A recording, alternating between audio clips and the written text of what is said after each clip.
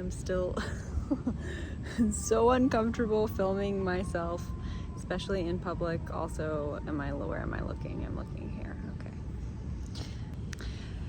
So there's a few things. There's a lot of things, but there's a few main things that I feel have contributed to our current state of being very disconnected from our bodies.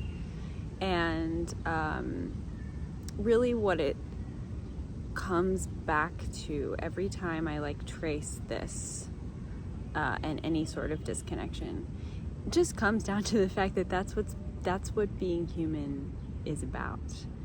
I'm increasingly feeling more intuitively that it is a choice, that we chose to come here, that of course, it's a duh to me that we're eternal beings, and that would mean that there was cognition, there was consciousness beyond this human body, and perhaps we did choose to come here and experience the illusion of separation.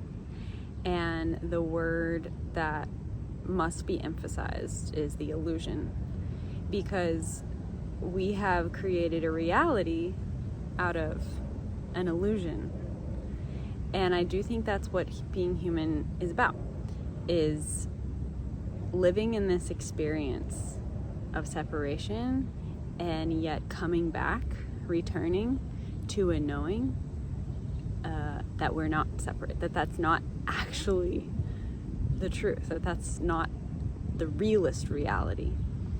And in a way, you could say that's what being born into sin is being born into an illusion of separation, which is to miss the truth, miss the mark, miss the point of the truth of our existence, which is the inability to be separate. It's unfathomable.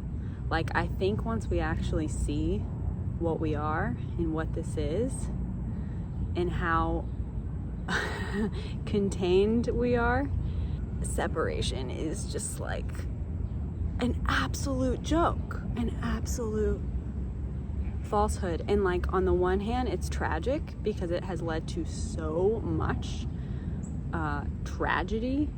Tragic because whatever. And it has led to so much suffering and pain.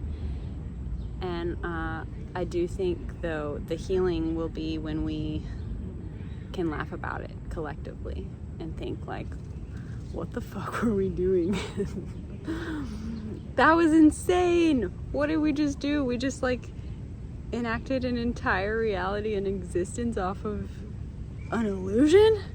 But there's so much triumph, there's so much victory for us in returning, in the choice to claim the truth, the choice to live in and remind ourselves and chase after and choose the truth of being held, being one, being not separate. When that seems like the reality, when everything looks like we are on our own, we are separate, to choose the truth of oneness and union is so brave, because it defies a lot of logic, and that's where we are victors, is to choose a truth that doesn't appear true and seems stupid and illogical, but actually, in my experience, and I would guess in a lot of your experiences as well, choosing to live in that truth, it actually becomes reality. It actually changes your lived experience. And that's where I do think there's a truth to we create our own reality. And that's what I think we're doing collectively. We've created an existence based on the illusion of separation, and therefore a lot of existence looks logically as though it is separate. We are separate from each other. God is separate from us because we cannot see him, her, And we're separate from the earth because we live in boxes and put boxes on our feet. My least favorite part of this. Shout out to my true ancestor Pocahontas, who didn't wear shoes. And then when she married an Englishman, she put shoes on. If you haven't seen The New World, highly recommend. Terrence Malick touched something so deep in me because that is actually my ancestor. So we're suffering from an illusion that has become our reality, but the way back is to defy logic, to go against and basically say, actually no, reality is not reality, and to choose to live basically in your own world. But it's funny because you're living in your own world, but you know that you're connected to everyone else because you're choosing the reality of oneness and union. It's not complete until everyone gets there.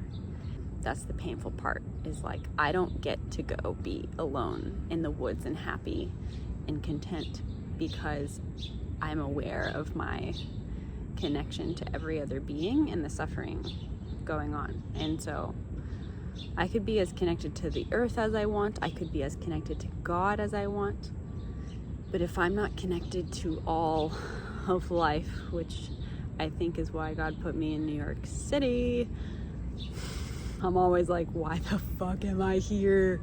I want to know how to live in this reality while not living in this reality. You know what I mean?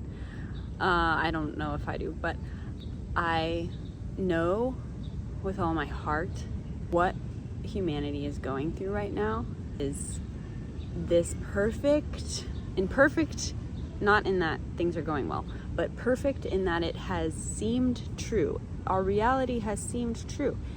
Everybody has been playing by the rules. Everybody has been going along. Yeah, that's done. I don't know if you've noticed, but the last few years, it's as if there are cracks in the walls and the ceilings, and that's actually revealing that it was a ceiling or was a wall, that it wasn't the reality we thought it was. It's an enclosed space manufactured, and there's something beyond it that is our true reality, that we are the ones empowered to reclaim that. And I think it's going to keep cracking. I think it's going to keep shattering, falling, dissolving. It's going to keep being weird, and I don't like it. I mean, I was supposed to be Anne of Green Gables in Prince Edward Island. I don't know what I'm doing here. I mean, I do, but like some days I'm like, no, why did I'm supposed to be on the prairie, and I'm in New York City. I know you can't tell, but it's because I go to the park every spare freaking second, or else I'll lose my God-fearing mind. And I need the connection, which I'll get into another time, with the earth. It's imperative. It's actually essential on a biological, cellular level if we're gonna actually embody. I think the only thing we can do right now is, this sounds so cheesy, come home to ourselves. It's true though, it's true. We have to find our center of gravity within. Part of breaking down this false reality is to stop putting your center of gravity outside of yourself, even if it's in God, because most of what I understand Jesus to have said is about, I am in you and you are in me and we are in him and he is in me and I am in him, and he wanted us to freaking wake up to this reality of oneness, of the unfathomable inability to be separate. It's not possible. So if we keep putting God outside of ourselves, yeah, no wonder we're going to be unsteady. No wonder we're going to be like tossed to and fro and feel like gravity the ground could be pulled out from under us, because it's disempowering to think that you are in any case, in any way, shape, or form, separate from God. But we will get there. We will. Isn't it so fun to be connected to everyone, to where even if you feel like you're speeding ahead, other people are slowing you down, or they feel like you're slowing you down, or they feel like you're slowing them down, and we all have to realize that actually we're all going at the same pace, because when you zoom out, we're all on the same trajectory, at the same part of the same story, and we're completely dependent upon each other to get there. So that's why we have to stop being against each other, because that means we're against ourselves. Later.